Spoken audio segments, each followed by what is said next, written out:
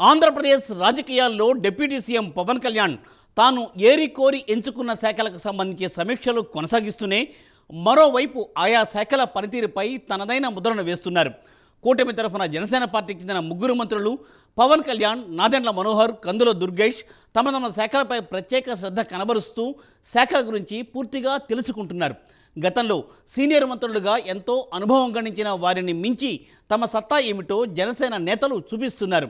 Deputy సీఎంగా చేపట్టిన ఒక్క నెలలోనే తన ఏమిటో మాటలతో కాకుండా చేతలతో చూపిస్తున్నారు పవన్ కళ్యాణ్. డిప్యూటీ సీఎంగా పవన్ నెల రోజుల ప్రోగ్రెస్ రిపోర్ట్ ఇప్పుడు చూద్దాం.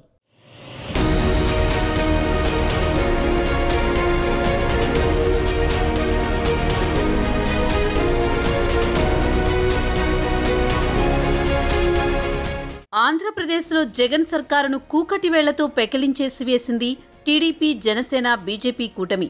అయితే వైసీపీని ఏపీలో నామరూపాలు లేకుండా చేసింది జనసేన అధినేత పవన్ కళ్యాణ్ అనేది అక్షర సత్యం. ఇదే విషయాన్ని ముఖ్యమంత్రి ఎన్ చంద్రబాబు నాయుడు కూడా పలు వేదికల్లో ప్రస్తావించిన విషయం తెలిసిందే. అయితే పవన్ రాజకీయాల్లో ప్రవేశించి దశాబ్ద కాలం దాటిపోయింది.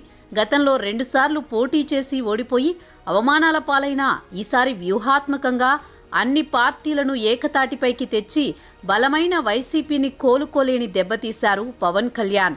పవన్కు రాజకీయ అనుభవం లేదని ఎద్దేవా చేసిన వారి నోరు ఒక నెలలోనే మూయించారు power star Pawan Kalyan.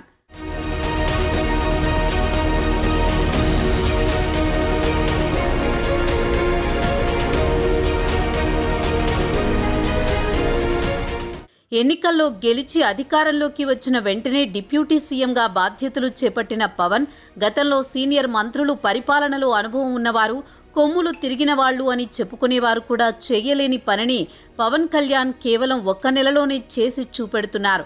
Deputy సీఎంగా పలు శాఖలను అప్పగించినా అన్ని శాఖలను సమర్థవంతంగా నిర్వహిస్తున్నారు. అనుభవం కలిగిన నాయకుడిలా తన పరిధిలోకి వచ్చే అధికారులను పిలిపించి ఎప్పటికప్పుడు ఆయా శాఖలపై సమీక్షా సమావేశాలు నిర్వహిస్తున్నారు. ఆయా శాఖలకు సంబంధించి లోతుగా అధ్యయనం చేస్తున్నారు. అదే సమయంలో తన వద్దకు వచ్చిన వారి ఇబ్బందులను తెలుసుకుని అప్పటికప్పుడే అధికారులకు ఆదేశాలు జారీ చేయడంతో సత్ఫలితాలు వస్తున్నాయి. దీంతో పనులపై వచ్చిన వారు ఆశ్చర్యపోతున్నారు. గత పాలకులకు ఇప్పటి పాలకులకు మధ్య వ్యత్యాసాన్ని గమనిస్తున్నారు. పరిపాలన అంటే ఇది కదా అని వారు పవన్ కళ్యాణ్ను ప్రశంసలతో ముంచెత్తుతున్నారు.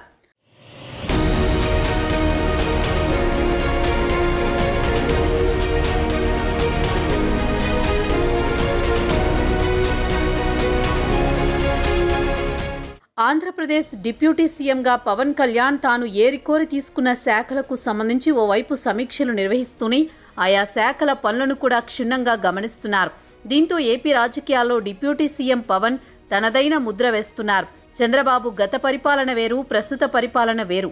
కూటమి అధికారంలోకి వచ్చిన తర్వాత పరిపాలనలో కేవలం చంద్రబాబు ముద్ర ఉంటుందంటూ అందరూ మొదట్లో చర్చించుకున్నారు. తీరా చూస్తే ప్రస్తుతం పరిస్థితులు వేరుగా ఉన్నాయి. ముఖ్యంగా జనసేన పార్టీకి చెందిన మంత్రులు, ఉదాహరణకు పవన్ కళ్యాణ్, నాదెండ్ల మనోహర్, కందుల దుర్గేష్లు తమ శాఖలపై ప్రత్యేక శ్రద్ధ పెడుతున్నారు. ఆయా శాఖల మీద తమదైన ముద్ర వేస్తున్నారు.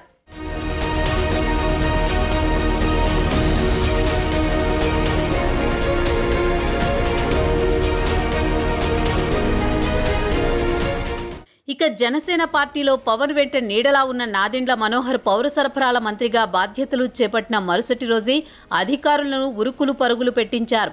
కాకినాడలో పౌర సరఫరాల గొడౌన్లపై దాడులు చేయించారు. అక్రమంగా బియ్యం దాచిన వారిపై కొరడా జులిపించారు. పేదలకు దక్కాల్సిన బియ్యం పక్కదారి పట్టకుండా చూసే బాధ్యతను పవన్ కళ్యాణ్ నాదెండ్ల మనోహర్కు అప్పగించారు.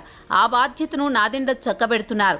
ప్రభుత్వంలో పవన్ కళ్యాణ్ ముద్ర ప్రత్యేకంగా కనబడుతోంది. అదేవిధంగా కందుల దుర్గేష్ కూడా సినీ రంగానికి చెందిన పనులు చక్కబెడుతూ పవన్ నమ్మకాన్ని ఒమ్ము కాకుండా చూస్తున్నారు.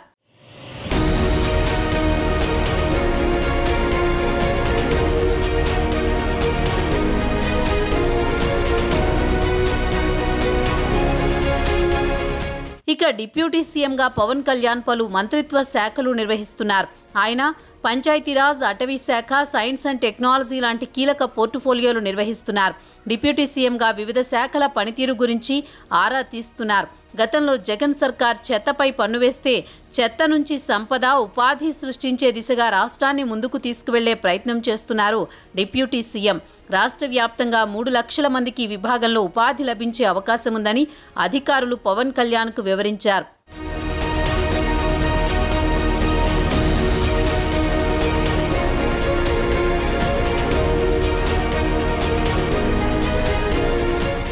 అధికారంలోకి వచ్చిన నెల రోజుల్లోనే పవన్ తానేంటో నిరూపించుకున్నారు. మాటలతో కాదు చేతలతో తన సత్తా చూపించారు.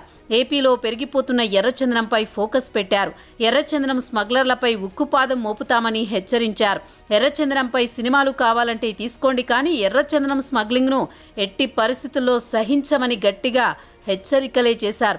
ఇక వైసీపీ ప్రభుత్వ హయాంలో తప్పిపోయిన మహిళలు, తల్లులు తాజాగా పవన్ కళ్యాణ్ వద్ద మొరపెట్టుకోవడంతో వెంటనే పోలీసు అధికారులను పిలిపించి ఆచూకీ తెలుసుకోవాలని ఆదేశించడంతో పోలీసులు వారంలోగానే కనిపెట్టి తప్పిపోయిన యువతిని తల్లి వద్దకు చేర్చడంతో ఆ తల్లి ఆనందానికి అవధులు లేకుండా పోయింది. పోలీసులకు ఫిర్యాదు చేసి ఏళ్లు గడుస్తున్నా పట్టించుకోని పోలీసులు రాష్ట్రంలో అధికారం మారిన వెంటనే వారిలో కూడా చలనం మొదలైంది. ఫిర్యాదులు అందిన వెంటనే స్పందిస్తున్నారు.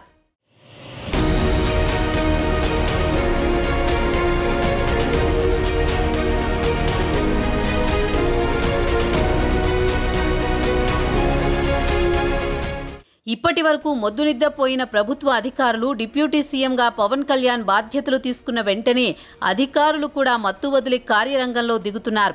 డిప్యూటీ సీఎంగా బాధ్యతలు చేపట్టిన ఓ నెలలోని పరిపాలనలో తన ముద్ర వేసి పవన్ రాబోయే రోజుల్లో పరిపాలనను మరింత గాడిలో పెడతారనడంలో ఎవరికీ ఎలాంటి అవసరం లేదన్న టాక్ రాజకీయ వర్గాల్లో వినిపిస్తోంది.